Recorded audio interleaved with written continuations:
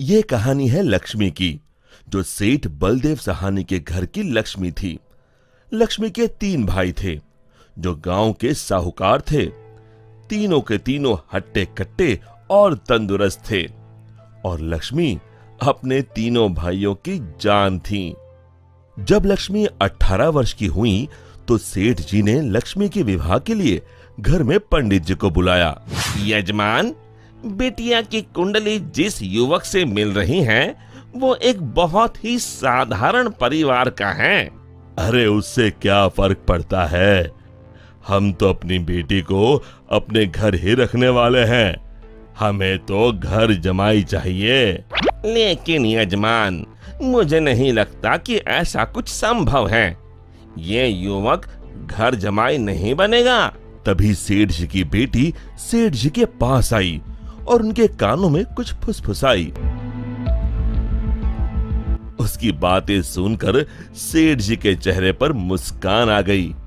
ठीक है पंडित जी, आप शादी की बात आगे बढ़ाइए। और फिर कुछ महीनों में लक्ष्मी की शादी एक बहुत ही साधारण युवक विमल से हुई। शुरू में दोनों की अच्छी बन रही थी और विमल की मां सरिता भी बहुत खुश थी। एक दिन सोते वक्त लक्ष्मी ने विमल से बात की। ना इस घर में ढंग का सोफा है, ना गद्देदार पलंग और ना ही टीवी। ए जी, आप मेरे साथ मेरे पापा के घर चलिए ना, वहाँ सब कुछ है। नहीं लक्ष्मी, अब यही तुम्हारा घर है, तुम्हें इसी घर में रहने की आदत डालनी होगी। उस दिन के बाद लक्ष्मी हर छोटी छोटी बातों पे विमल से झगड़ा किया करती। उनके बीच बात इतनी बिगड़ गई कि अब लक्ष्मी कभी बेलन तो कभी बर्तन फेंक फेंक कर विमल को मारती। विमल बेटा, ये क्या है, तुम दोनों ऐसे लड़ क्यों रहे हो? माँ, ये रट लगाए बैठी है कि मैं भी इसके साथ इसके बाप के घर में जाकर रहूं, घर जमाई बनकर। भला मैं ये कैसे कर सकता हूँ, और इसीलिए हमारी रोज अनबन होती है। एक काम कर, तू उसे अच्छे से समझा कि अब यही उसका घर है। अगले दिन फिर से लक्ष्मी विमल को अपने घर चलने के लिए जोर डालने लगी। आप मेरे साथ मेरे घर चलिए, आपको यहाँ गरीबों की तरह जीने की कोई जरूरत नहीं है, मेरे पापा के पास सब कुछ है। मैंने तुम्हें कितनी बार बोला है, मैं घर जमाई नहीं बनना चाहता हूँ। अगर आप खुद से मेरे साथ नहीं चलोगे तो मैं मेरे भाइयों से बोलकर आपको जबरदस्ती यहाँ से उठवा लूंगी। बहू की ये बात सुनकर सरिता को अपने बेटे की चिंता सताने लगी। इसके तीनों भाई तो इतने शक्तिशाली है, मेरे बेटे का क्या हाल होगा। ये मैंने क्या कर दिया, इससे अच्छा तो किसी गरीब की बेटी ब्याह लाती, कम से कम कोई आफत तो नहीं आती। अब सिर्फ बाबा जी ही मेरी मदद कर सकते हैं। सरिता बहुत दूर एक बाबा जी के पास गई और उन्हें अपनी पूरी दुख भरी दास्तान बताई। अब आप ही बताइए बाबा जी, मैं अपने बेटे को बचाने के लिए क्या कर सकती हूँ?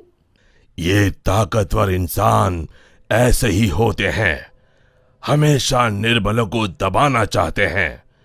अब सिर्फ गुफा में रहने वाली डायन ही तुम्हारी मदद कर सकती है, सिर्फ वही तुम्हें ताकतवर बना सकती है, जिससे तुम अपने बेटे को बचा सकती हो।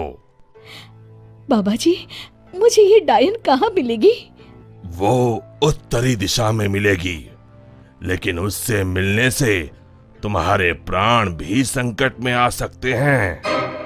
अपने बेटी की जान बचाने के लिए मैं कुछ भी कर सकती हूँ। सरिता उत्तरी दिशा में निकल पड़ी और गुफा तक पहुंचते पहुंचते उसे रात हो गई।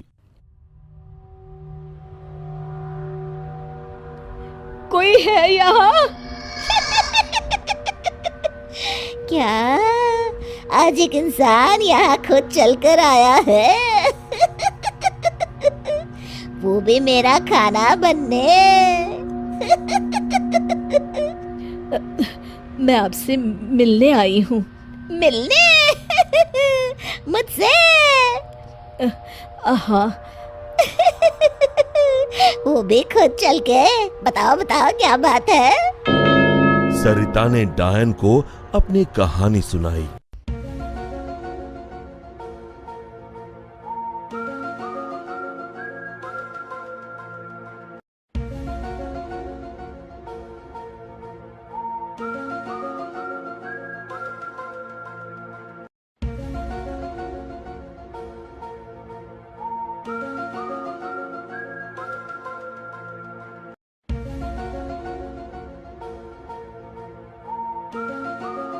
उपाय तो है लेकिन बहुत कठिन है। मैं अपने बेटे को बचाने के लिए कुछ भी कर लूंगी। तुम्हें मेरा श्राप अपने ऊपर लेना होगा, जिससे मेरी सारी शक्तियाँ तुम में आ जाएंगी। तब मैं आजाद हो जाऊंगी और तुम डायन बनके यहीं गुफा में रहोगी और ना ही सूरज की रोशनी में निकल सकोगी बाहर, क्योंकि डायन की शक्तियाँ सिर्फ रात को ही काम करती हैं। क्या तुम्हें ये मंजूर है? विमल को बचाने के लिए अगर मुझे डायन भी बनना पड़े तो मंजूर है। डायन ने कुछ जादू किया और डायन की सारी शक्तियां सरिता में चली गईं और अब डायन आजाद होकर एक औरत बन गई और सरिता डायन बन गई। यहां पूरा दिन हो गया था। विमल ने गांव में जाकर मां को ढूंढा, लेकिन मां कहीं नहीं मिली। रात को वो घर पहुंचा तभी लक्ष्मी उस पर बरस गई।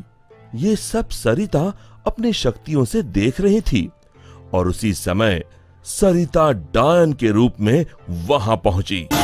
सरिता को डायन के रूप में देखकर उसके पैरों से मानो जमीन खिसक गई। सरिता जोर जोर से हंसने लगी।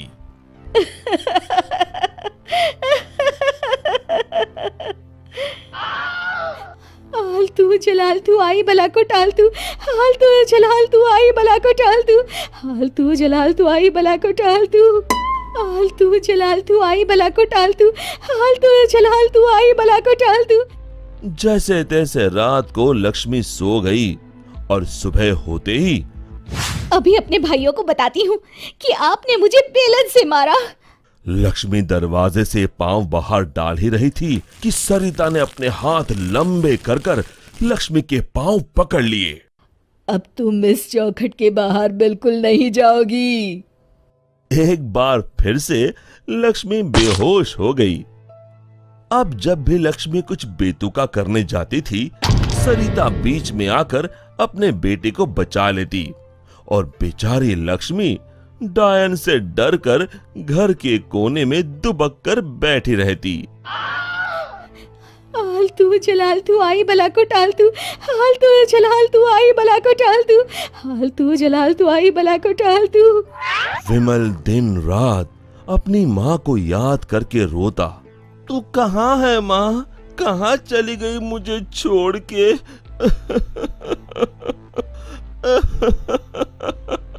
बेटा विमल, मैं यही हूँ तेरे पास, लेकिन इस डायन के रूप में। ये सब सुन विमल बहुत डर जाता है। डर मत बेटा, बस मुझसे तेरा दुख नहीं देखा जा रहा था, इसलिए मुझे ये सब करना पड़ा। ये सब पीछे खड़ी लक्ष्मी सुन रही थी। तभी सरिता ने उसे अपनी शक्तियों से दीवार पर लटका दिया। जा रही हूँ, मगर एक बात समझ ले, मेरे बेटे को परेशान करने की भी तूने या तेरे घर वालों ने सोची तो मैं यहाँ फिर आ जाऊंगी। जी जी जी माँ जी। तभी तो कहते हैं माँ से बढ़कर दुनिया में कुछ नहीं। माँ एक वरदान है जो अपने बच्चों के लिए कुछ भी कर सकती है। दोस्तों, हमें उम्मीद है कि आपको हमारी ये कहानी पसंद आई होगी। कृपया हमारे चैनल को सब्सक्राइब करें और सभी अपडेट्स के लिए बेल आइकन जरूर दबाएं। और हाँ, वीडियो लाइक और शेयर करना मत भूलिएगा। Bye bye.